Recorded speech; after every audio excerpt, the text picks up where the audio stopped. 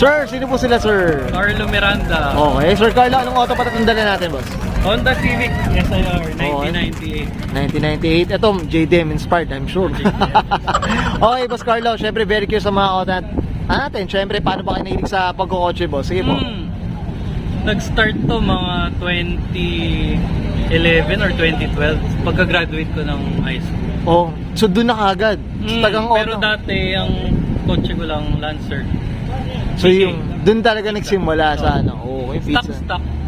Tapos may race. Ito ngayon medyo may pagka-racing na rin ngayon. Slide lang.